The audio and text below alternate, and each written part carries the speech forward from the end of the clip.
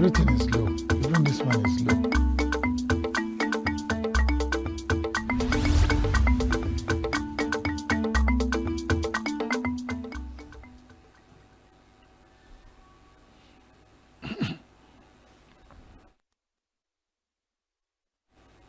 Welcome to Southeast News on Signature TV. I am Barry Kumo Ado. Let's start with the headlines. Enugu Electricity Regulatory Commission to tackle power issues. Prices of some foodstuff drop in Southeast. Ezinano community in Anambra State set to stop cult activities in the area.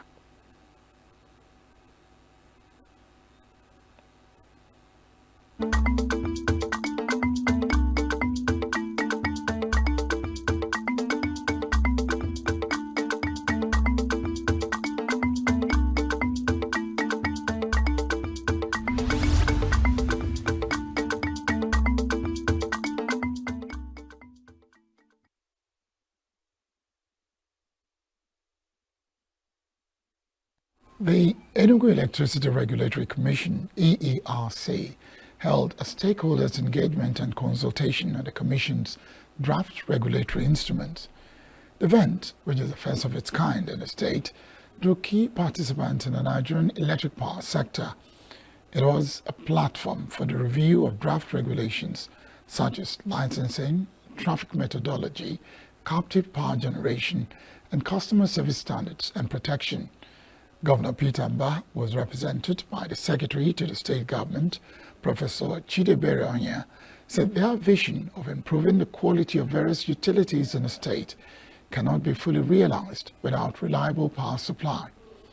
According to the governor, the supply of pipe-borne water, improved security, education, and health care delivery services, and an enabling environment for business development, job creation, and economic growth can only be possible if there is reliable power supply in the state. The Chairman and Chief Executive Officer of the Enugu State Electricity Regulatory Commission, EERC, Chijioke Okonkwo, emphasized the Commission's commitment to proper regulating electricity supply and developing a robust electricity market, as well as ensuring universal access to electricity in Enugu State. Enugu State Government thus has taken advantage of Electricity Act 2023 and initiated an Electricity Regulatory Commission, the Enugu State Electricity Regulatory Commission, which will regulate the system and guarantee safe standards, work with developers to develop a robust electricity supply, and turn the state's electricity market to be commercially viable. Later on in the program, we will be joined by the Commissioner Market Operations EERC, Barrister Ruben Okoye. That's later on. The prices of some foodstuffs such as tomatoes, onions, sweet potatoes, and new yams, gari, have recorded significant drop in major markets in the southeast. A survey carried out in the market within Owerri Metropolis showed that the prices of some farm produce dropped. Some commodity prices have gone higher, while some prices remain constant and unchanged. The price of a bucket of beans came down from 10,000 to 8,000 and 7,500 naira, depending on the type of beans. However, the price of local rice still goes for between 70 and 75,000 naira. In Aba, the commercial city of Abia State, foodstuff sellers at the Ayohuru market attributed the drop in prices to the harvest season. The Ezinano community of Awka, capital city of Anambra, has taken up arms against cults and other criminal activities among the youths in the area. To this end, the leadership of the community have organized a symposium designed to bring an end to the menace which has continued to claim the lives of its vibrant and productive youth as a result of clashes among rival cult groups. Correspondent Ndu Okbaleze reports. Of cultism in Awka metropolitan city. Ezinano community is made up of 20 out of the 33 villages of Awka, Hence, it bears a greater percentage of crime and its fallout in the capital city. In his address on the occasion, the convener and a community leader in Awka, Chief Jeff Nweke, said the community would set apart a date in December 2024 for reconciliation and renunciations, stating that those who refuse to denounce cultism stand denied of all benefits accruing to Ezinano people.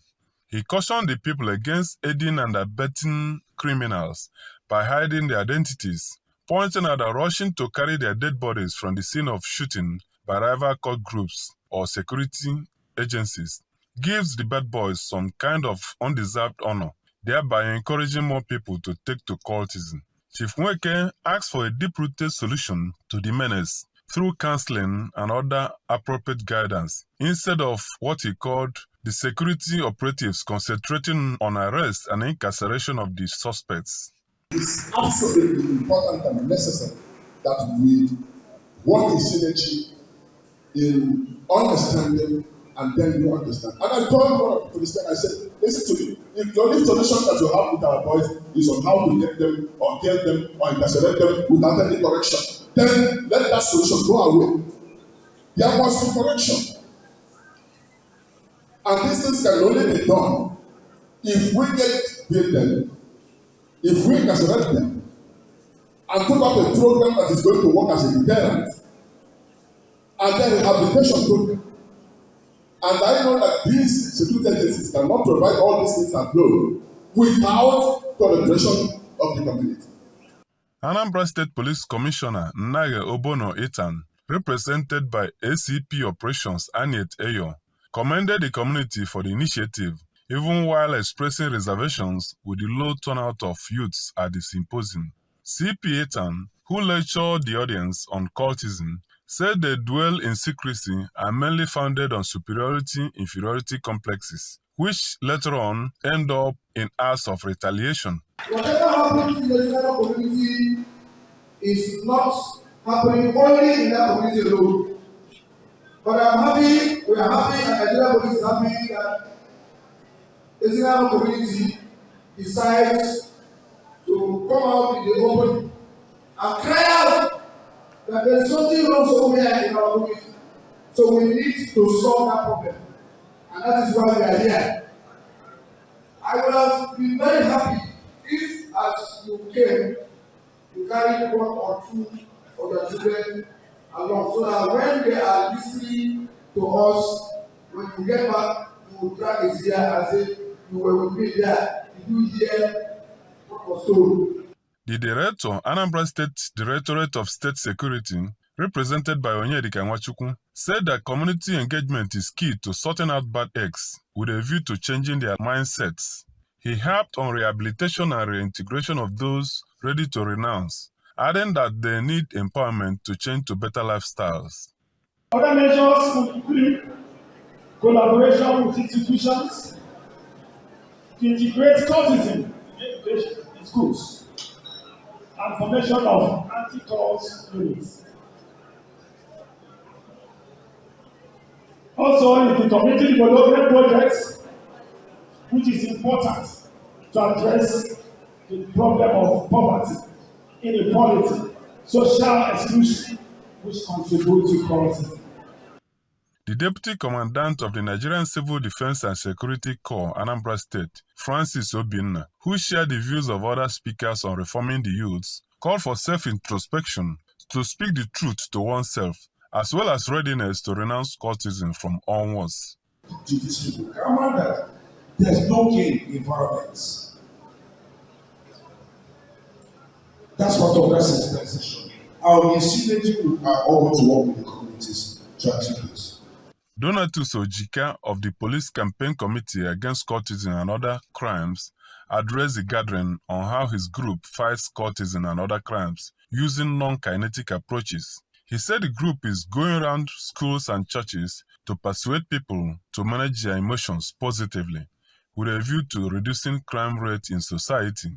With the agenda now set by Ezinano community in combating crime and cultism in Awka, it is hoped that a saner society will be achieved in the near future by the Awka capital city and Anambra State in general. Ndo Okpaleze, Signature TV News.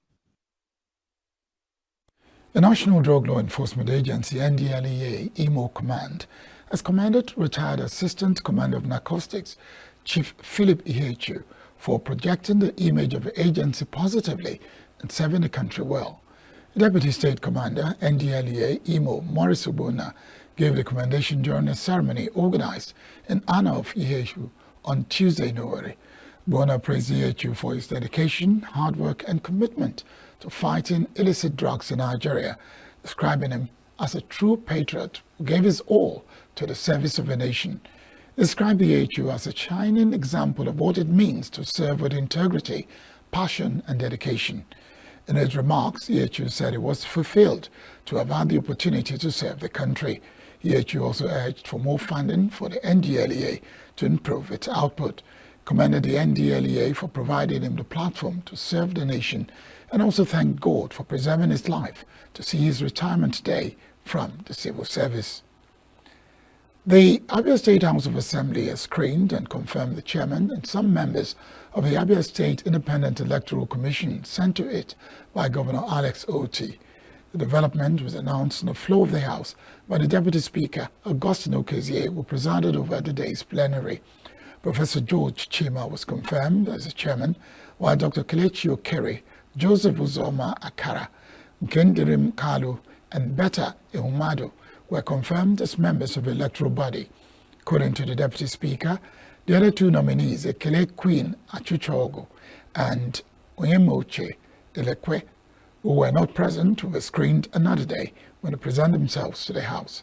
They also screened and confirmed Governor Oti's nominee for the position of Auditor General of the state, Mrs. Ekengozi Ogbonnaya Ugwo, and passed the Abia State 2024 Appropriation Environment Bill.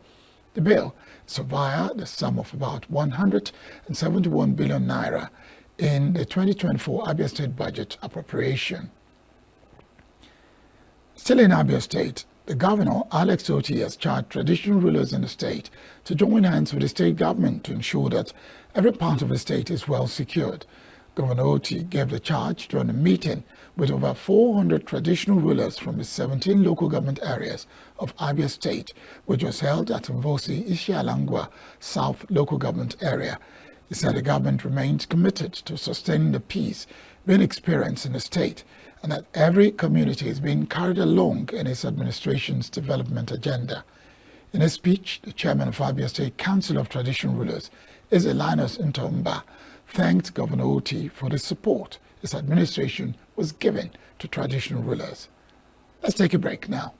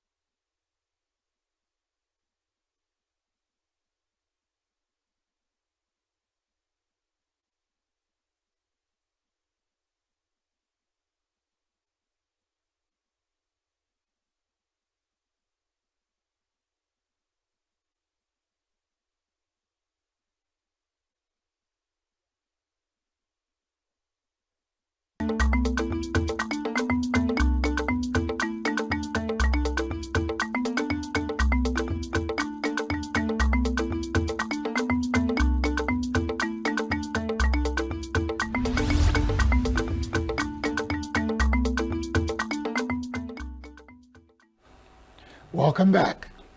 Last week, live on Southeast News, we told you about the report we got concerning some students that were kidnapped close to the School of Health Technology, Oji River.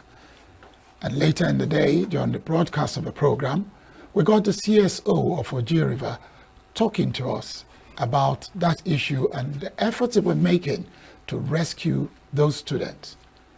Meanwhile, we did tell you that all that information came out because one man, Kingsley Hiegazie, escaped and announced to the world what was going on. On Sunday, we broadcast a report concerning the Oji River kidnap, talking to victims, talking to eyewitnesses. We'll give you that report now because our reporter, Chukwudi Maduako, was there. The invasion of West Oji River community and Maitu area by a person suspected to be herdsmen has left the people in fear as to what will happen next. Students of the School of Health Technology, whose school is not far from the point where the attack took place, have deserted the school for safety. Besides the students, some other residents of the area have also fled to where they consider as safer places. The herdsmen who arrived the area Wednesday evening stormed the road leading to unfenced School of Health Technology, where they stopped a vehicle and abducted the 4 occupants. They later released one of the female occupants and her child and went into the bush with other victims. A victim, Kingsley Ihegazie, who was riding home on his motorcycle, ran into the abductors who dragged him into the bush. He narrated how he was hit with dangerous weapons before he was able to escape from his attackers. I was on my way with my bike, so I stopped. My phone was ringing and I stopped. Then I was pressing the phone because there is someone I want to transfer some money to. And there was a bad network there, but when I was moving then, suddenly he called me and reminded me, and there is a full network then, so I decided to transfer the money immediately. There, I now stopped. This road is a free road where I used to move anytime, and it's a busy road. So when I stopped, I was trying to do the transfer. I saw one car in the front, and there is about 3 people surrounding that car with gun. So I thought it was a police people because one of them was wearing jacket with gun. So I thought it was police people trying to arrest people inside the car. So I was busy pressing my phone doing the transfer. So next thing, they now begin to shot gun, harassing gun. So before I could know what is happening, I now realized that it's not police. There's one woman inside that car carrying a baby and 3 other people inside the car. So they now discharge the woman and now walk those 3 people inside the bush, 2 women and 1 man. So they move inside the bush. So when I noticed this thing, I now start my back and turn in order to run. 4 people now block me with gun. So immediately I stop. Next thing, 2x2 on my head. They now use 2x2 and bring me down. So they command me to enter inside bush. So I begin to drag with them. So if I move, then I would do like I see if something draw me, I now fall down. So they use 2x2, continue to force me in order to move inside the bush. So blood, in fact, all my body, they'll use the 2x2 in order to hit me. So the way I managed to escape from these people is by God's grace. Signature TV gathered that hours after the first incident, precisely around 10 p.m., another group of suspected headers also kidnapped a female pastor of the Optimum Faith International Worship Center near the Oji River Police Area Command. Some eyewitnesses who spoke on the incident said it was promptly reported to the Police Area Command, who referred them to the Divisional Police Station, also in Oji River. That evening, she called me to ask me that she hope I'm not around because there's things that's going on in the School of Health. And I told her I am not around, I'm in the house. So she said, okay. So a later after that, somebody called me from the church and said I should come, that she was kidnapped with some people from the church, and the robbers came to apprehend her from the church here. So that's what happened. So that evening, as we came, we moved down to the police station here. They said they have tried their best, which is area command station. They said they have tried their best, that she should go down to division. So later I went down to division to make an entry about what happened. Well, it was around past 10, right? I was just resting on the sofa when my younger brother, the elder to our last born, she's our last born, called me on phone. She said, what's happening? I said, Father, I was devastated. So on Thursday, I came here and found out it was true. About 5 of men just entered inside the church. So he started harassing everybody, even Madam. They dragged Madam inside the motor, push around, everybody run away. So even me, as I'm saying now, I run towards the back. Some of men follow the backyard, arrest me immediately. The Madam followed the other backyard, arrest the woman immediately. So 2 of us, we march us toward this forest. As we say, everybody hands up. We hands up, obey the people because they carry gun. When I want to hijack the one of them, they release the gun up. As they release the gun up, everybody fear. Because this one is not a settled matter again. When I wanted to follow the Madams, they started beating me. You look at my hand, you look at everything, even my back. So I have too much injury for my body now. I go in hospital, taking treatment. But what I'm saying now, that the person beat me for my brain. The thing cost me head. My brain told me that's a mad person. I push that person that holding gun, follow me for back. When I drag the person, push the person back. Then I run inside the bush. Then they match, they shoot the gun inside that bush, but the gun not touch me. Emmanuel Honora, an evangelist, said that the security situation in Oji River is getting worse by the day. He recalled that only weeks ago, a robbery incident by some armed men along Oji River, Archie Road, left a lot of people wounded after they were dispossessed of their belongings. Before this incident occurred, there was a time one of my friends was harmed on the road here, at least Archie. So one of my friends was harmed on the road. He said that some people met him. He was coming down that evening, and they used machete to machete one of his hands. The chief security officer for Oji River, Onyi Nwokabia, who spoke to Signature TV in a telephone interview, said the council has put machinery in motion to ensure the release of the abducted persons.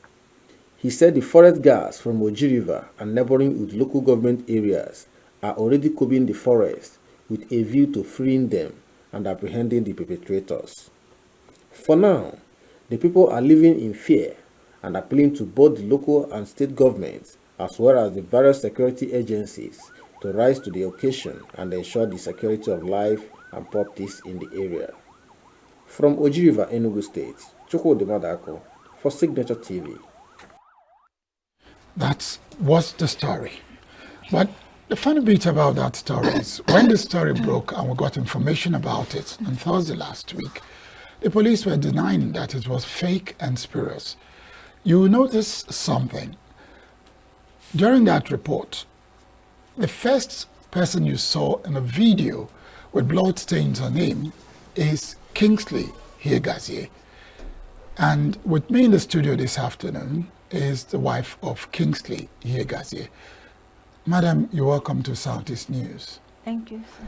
The sad story we're getting this afternoon is that Kingsley Hiegazie has been arrested by the police and taken to the anti-kidnap unit in Enugu. And we're wondering why. So, madam, what happened? Okay. Day before yesterday, I was calling my husband's number after he left to ask him something in the morning time. I was calling his number is not going. Around 11, something like that. His number is not going. His number is switched off. I get worried. So I tried his number to evening time. the number cannot connect. They say it's switched off. I said, no, my husband his phone cannot be switched off for about a long time. So I call our engineer. The man who is working for us. So the engineer said that he spoke with him in that morning time. He told him that the police invited them to station.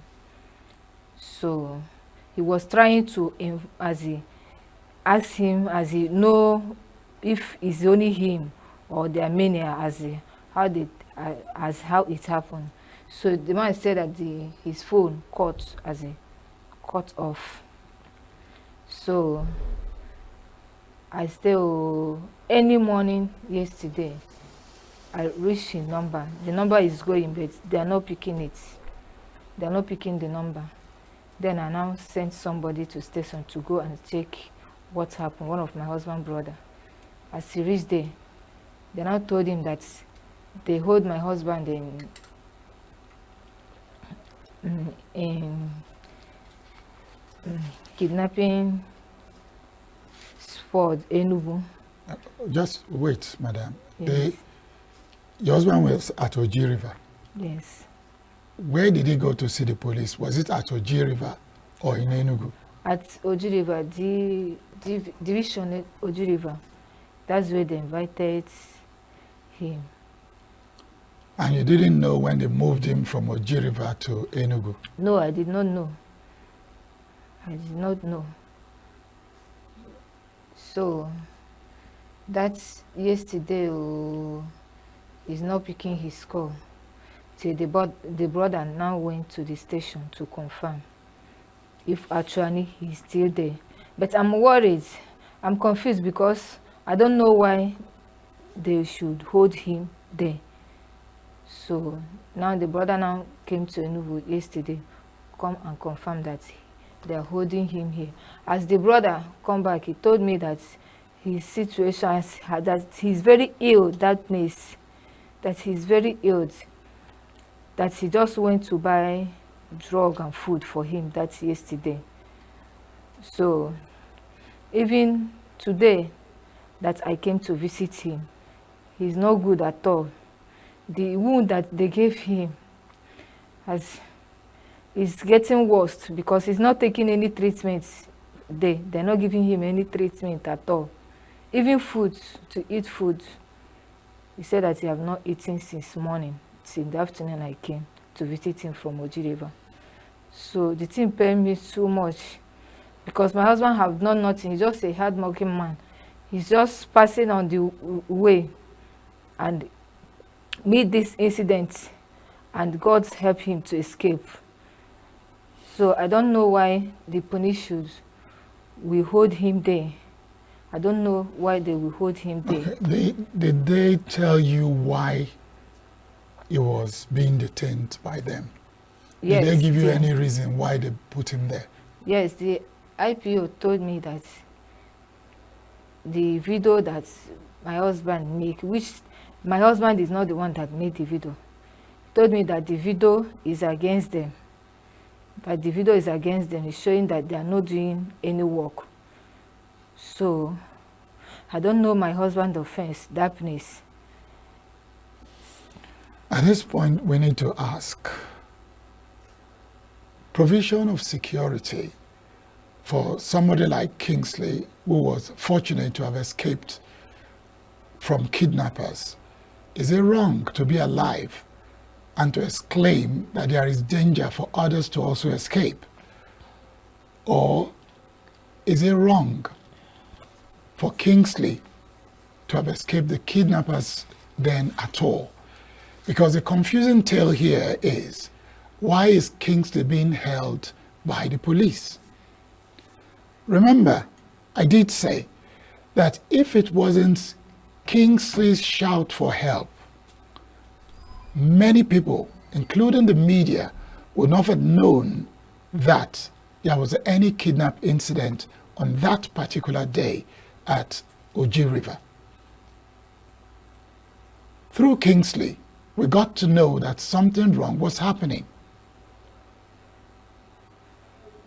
I hope we are not given the notion that when you cry for help, you become a victim of circumstance, because that's not the situation here. For Signature TV, we're going to do everything possible to make sure that Kingsley is out of that detention, except they are saying he committed another crime. Because if you take note, you will discover that Kingsley was not the one recording himself in that video.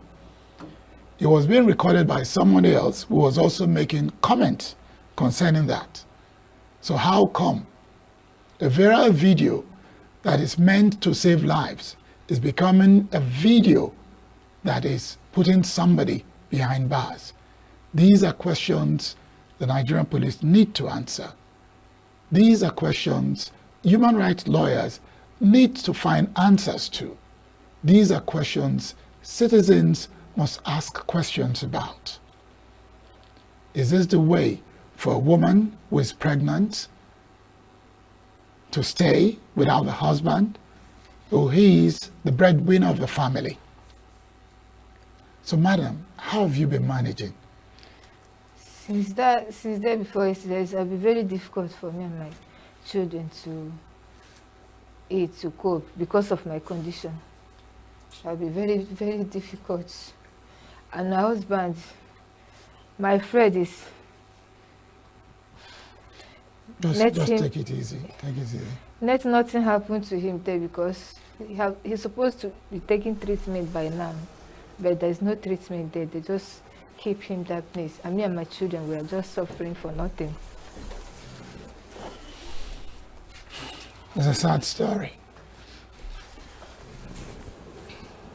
Let's take a short break.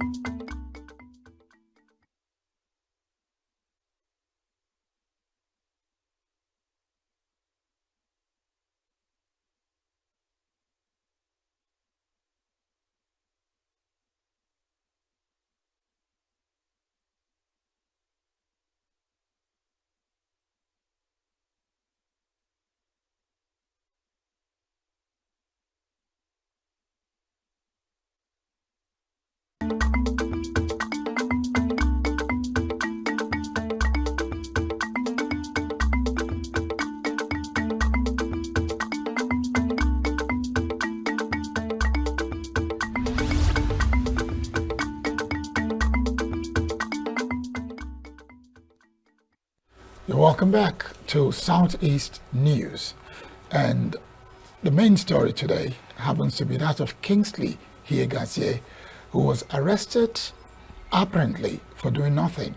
We're still waiting for the police to tell us the crime he committed. Was it a crime of raising an alarm that he escaped the kidnappers den?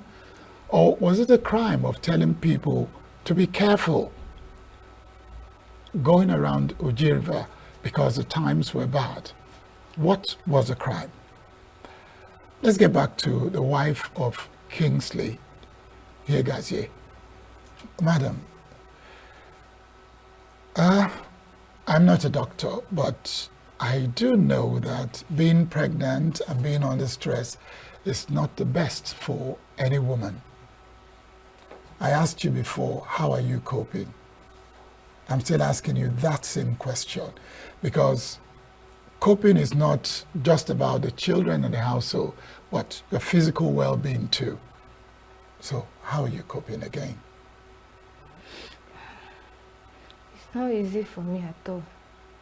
It's not easy at all, because in this situation, running around to feed the children alone and do whatever, it's not easy for me at all. It will be very difficult for me. Very, very difficult. So what do you think should be done now so that your husband can be released? Okay. Please, what I'm asking is that my husband is a very hard-working man. Very hard-working man. So he has done nothing to the police to detain him upon the injury, the wound he gets. So I'm asking the governor, the president, and the IG to help me and bring my husband out from that station.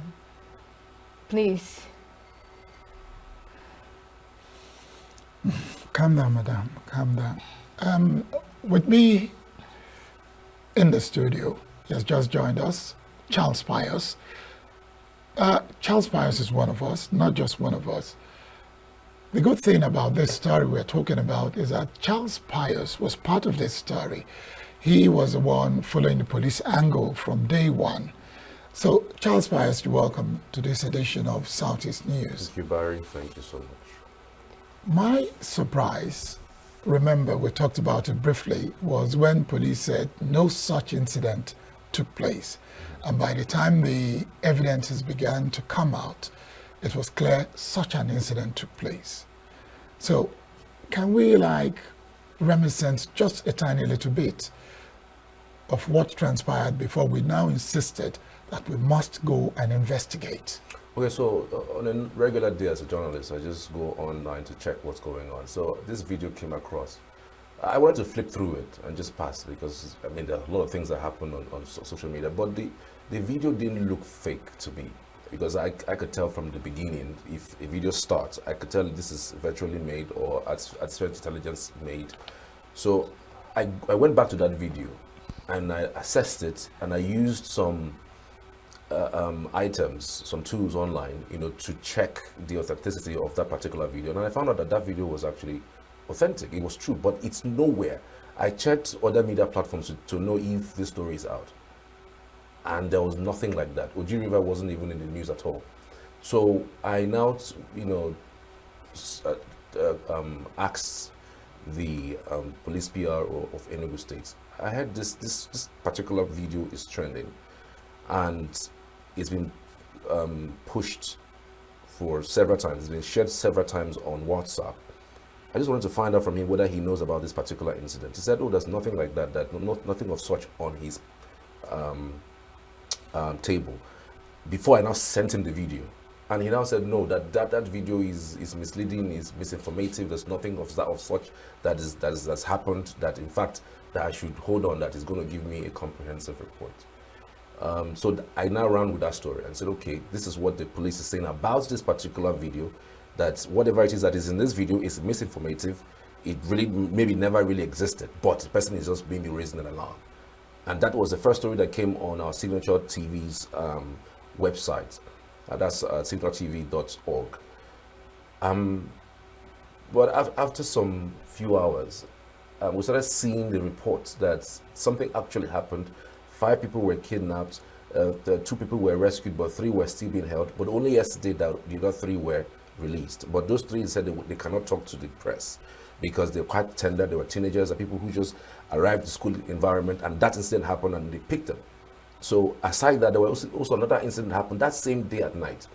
So it was a complicated matter. So the police now released a comprehensive statement saying, well, yes, something happened, you know, yes, it happened, but it's not as the way, the manner the man narrated it, and he raised so much alarm, and it created panic, you know, in the atmosphere at the time. And so that's the history of that particular incident. Let me just interject a bit. Now, if you're unfortunate to have been surrounded by people wielding guns and you escape, would you look for a particular manner to express yourself?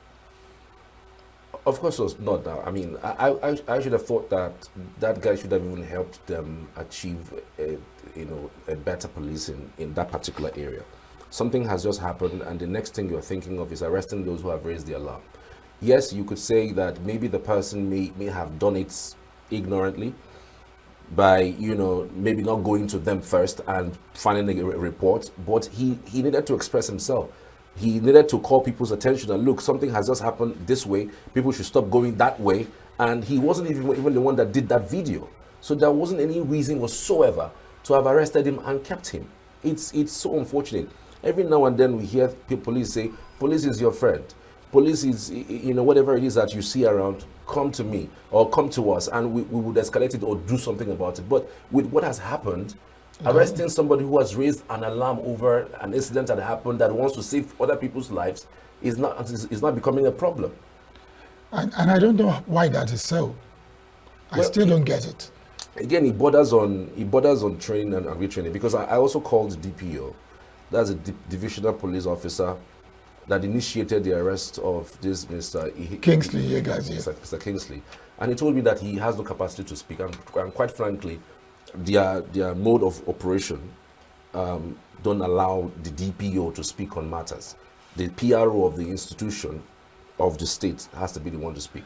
But I confronted him, I called him. Now look, there's an allegation that you arrested somebody who raised an alarm about an incident that has happened in your division.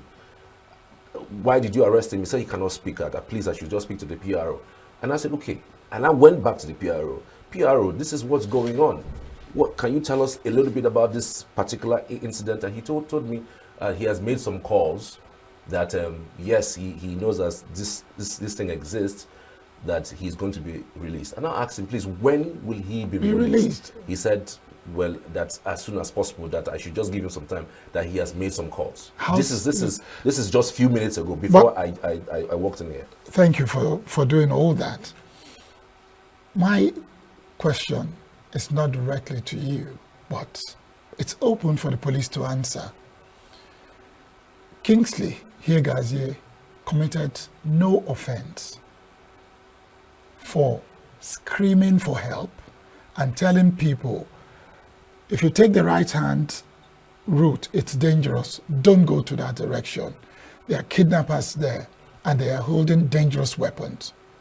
Run for your life. I don't think in any sane society that man should be arrested. He should have been praised as a hero. Absolutely.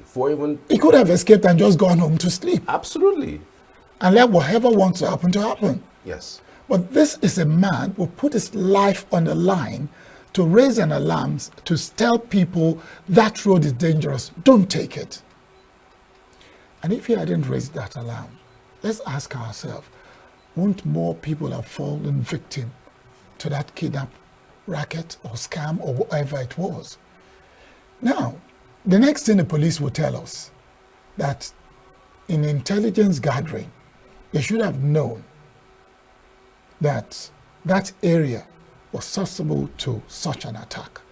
Because from the information I have, And I was told on that day when we were speaking with the CSO, Onyi Mwokabia, he did say that the back side of that school has no fence, that it's porous. Wow. So, what crime did Kingsley commit? That's the question. Was it a crime for telling Signature TV his story? Was that the crime? Was it a crime for telling people to take cover and be safe? Was that a crime? Was it a crime to escape and get back to his own home to see his family? Because I'm sure if he had run out of Oji River, today they wouldn't be telling us a story that he was arrested. You invite somebody to the police station, and from there you move him from Oji River to Enugu. I don't know under the guise that they will put that, because as at the time of that incident, whatever they want to concoct, Kingsley Yegazie was not a criminal. Absolutely. So for 2 days, from the report from his wife, he hasn't taken his drugs, no treatment. And this is somebody that told the world that they used a 2x4 to hit him on the head.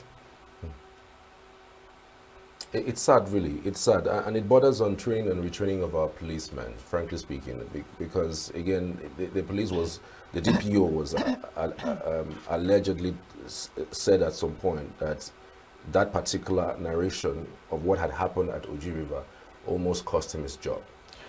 So you can imagine the level of thinking that a police at that level would be putting out, stating that for that guy to have released that, not that he even released it, somebody videoed him and sent it out. It wasn't him that was videoing and putting it out. So he narrated something, somebody videoed it. I'm not sure they even captured the guy who even did the video. They didn't do that, and someone released it, and then you now went and started looking out for the person who is a victim of a kidnap. Of a crime. Victim of a crime. You're arresting him. Now, the funny bit is this. Let's go to the extreme and say that he videoed himself. Was he the one that injured himself? Of course. Was he the one that wanted to kidnap himself? Remember, from that the story was fake. Now, we've all accepted that people were kidnapped. We've all accepted that people have been rescued and released. Are we telling ourselves the truth? The truth should have been that an alarm was raised. And when that alarm was raised concerning a kidnap ongoing close to the School of Health, the police should have mobilized immediately to that area. Did they do that? I'm not sure they did so. Because if they did that, the information we got from the CSO that it was the forest rangers that were going about looking for these people would not have been the story. The story would have been the police in conjunction with forest rangers were going about looking for ways to rescue these people that were victims of kidnappers. Absolutely. I think I buy your idea of training and retraining for the police. If police is our friends, then we have to have friendly police officers that will hear our story, understand with us, empathize with us, and know the right actions to take. Madam, we are not taking your case away from you. We were the ones, Signature TV were the ones that actually brought this story to light. But we still want you to make your appeal again, so that what Charles did say, that he has been told your husband will be released, will not be word of mouth, what will become a reality. So we need you to appeal again and again. Please, I'm begging for the governor, the president, and the IG to help me and bring my husband out from that place, because I don't want anything to happen to him there. He's not taking any treatment there. He's there with the wound. He's supposed to be taking treatment, but he's not taking any treatment at all. So that wound is getting worse. That I don't want anything to happen to him. Please, I need the help of IG, governor, and the president. Please help me let my husband come out from that station. Please, considering my situation. Thank you, madam. Thank you. We want to trust that in the shortest possible time today, your husband will not only be released, but will be home with you and your children. We are trusting that because Thank you. earlier in the program, I did say that Signature TV is out to ensure that it's not just release, but it will be with his family. We'll do everything possible. We've done a lot behind the scenes and will continue to do everything possible to ensure that he is released. As far as we are concerned, until he's accused of a crime, he hasn't committed any crime for shouting for help and also shouting to tell people to be safety conscious. Well, I just hope that it doesn't get twisted, in the middle of the park, frankly speaking, because there are stories like these that come up. And so when they arrest someone for something, just because they want to hold the person longer than they should, they go ahead to say that this person is charged for something else. And so for that reason, they want to keep them longer. So we hope this will not be the situation. We hope that it's not going to twist at the end of the day, because I'm on this particular matter. I've been following the police PRO on this matter, and he has promised that he'll be released, because I called his attention again on this issue. I'm even sure that he wasn't even aware that someone like that had been arrested and has been kept at the kidnapping unit of the police for the past 2 days, going to the third day, and he's not even aware. I mean, it's possible that he's not even aware. So he said he has made some calls, notifying some persons that, is there somebody like this? This story is coming into my table, and I'm getting a hit for it. Is there somebody like this? Please, is there a possibility for him to be released? So I hope that he follows through with his words and get that man. And then we'll keep on him so that he will know that we're really set to ensure that Kingsley Hiegazie does not sleep tonight. True. In that place. I want to thank you for watching. I want to thank you again and again. But remember all the questions and issues we raised. We stand that Kingsley Hiegazie should be released. He hasn't committed any crime. And if you look at his wife, you'd also know that this is a woman that shouldn't be undergoing any form of stress. So please support us to ensure that Kingsley Hiegazie is released today, not tomorrow. Thank you for joining us for this special edition of Southeast News. We'll be back tomorrow with our normal programming on Southeast News. Barik Mado is my name. Thank you, Charles Pius. And thank you, Mrs. Hiegazie, for coming on the program. Thank you, sir.